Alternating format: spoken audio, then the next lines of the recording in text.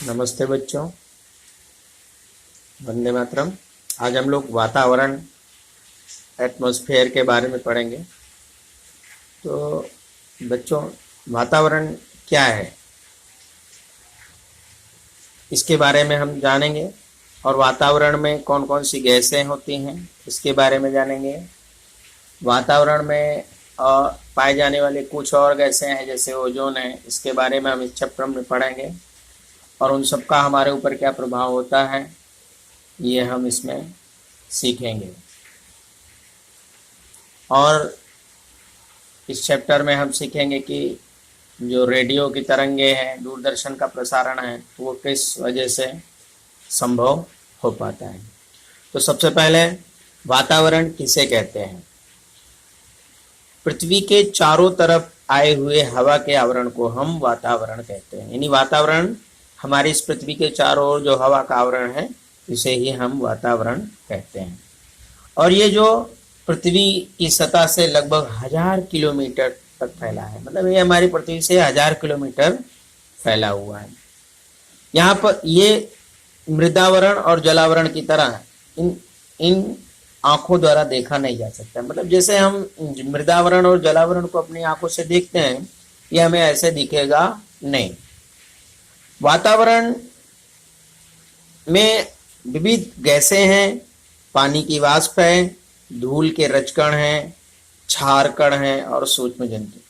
यानी हमारे इस वातावरण में गैसें, पानी के वाष्प, धूल के कण, क्षार कण, सूक्ष्म जंतु भी मिले हुए हैं।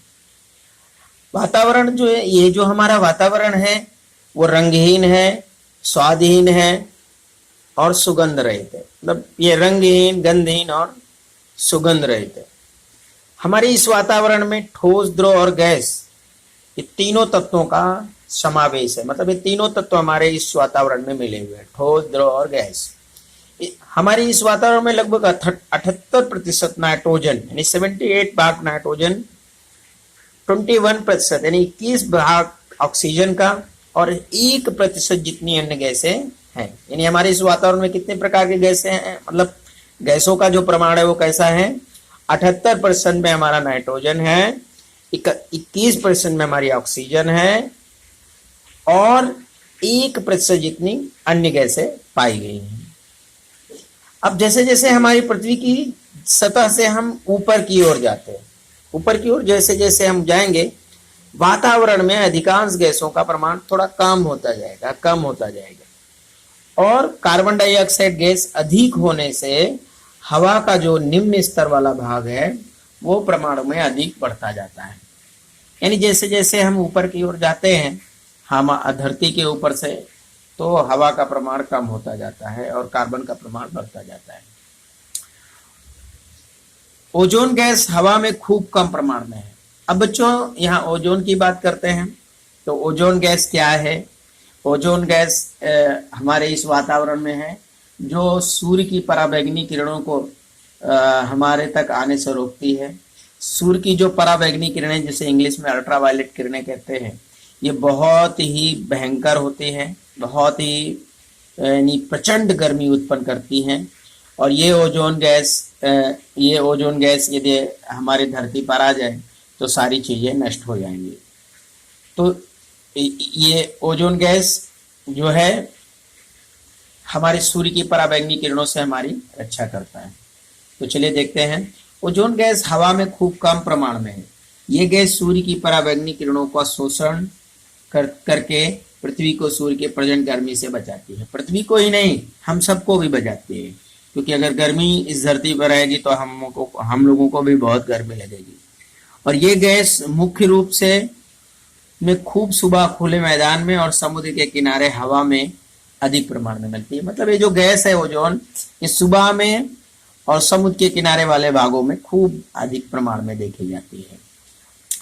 ऑक्सीजन और नाइट्रोजन गैस पृथ्वी पर आई हुई जीव सृष्टि को जीवन बनाए रखती है। मतलब हमें अगर जीना है इस धरती पर, तो हमारे लिए ऑक्सीजन और नाइट्रोजन, कोई भी जीव जंतु जो सजीव प्राणी है, उन्हें इस जीव सृष्टि पर रहना है, तो उन्हें ये ऑक्सीजन, नाइट्रोजन की बहुत ही जरूरत होती है।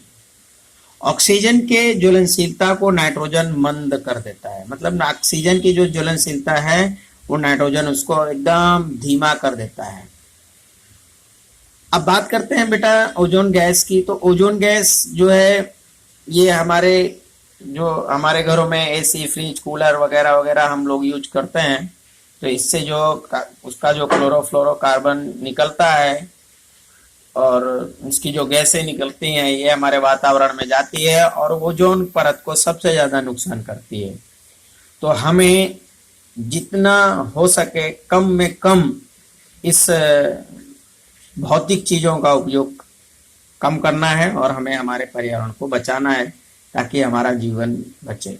चूंकि अगर ओजोन गैस खत्म हो जाएगी यानी वातावरण में, तो जो सूर्य की परावैंगनी किरणें हैं, यानी समझ लीजिए कि ये बहुत ही तीव्र वेग से हमारे शरीर को भी भेद सकती है। इसलिए हमें जो भी चीजें यूज करना है वो सोच समझ के करना है। आगे बढ़ते हैं कि वातावरण में मुख्य प्रवाही तत्व तो पानी है। ये जो हमारा वातावरण है मेन, इसमें सब पानी जो रहता है वो मेन काम है पानी का। गर्मी से वाष्प बनकर पानी भाप के रूप में हवा में मिल जाता है। अब देखते हैं हमारा जो ये जलावरण है, इसमें जो हमारा धरती है उस पे जलावरण में जो पानी है वो समुद्रों का पानी भाप बनकर ऊपर जाता है। समुद्र है, नदी है, तालाब है, इन सब का पानी जब भाप बनकर ऊपर जाता है और वो हवा में मिलता है, और हवा में मिलने से जिसे फिर हम नमी के रूप में महसूस करते हैं, भाई यहाँ हमें नमी कर रहा है। वाष्प के जमने की क्रिया को घनीभवन कहते हैं। अब यहाँ पर प्रश्न है कि भाई घनीभवन किसे कहते हैं? तो जब भाप बनकर भाप बनकर जो नदी का पानी है वो गर्मी से वाष्प बनकर ऊपर जाता है और हवा में मिलता है, इसी को हम नमी कहते हैं।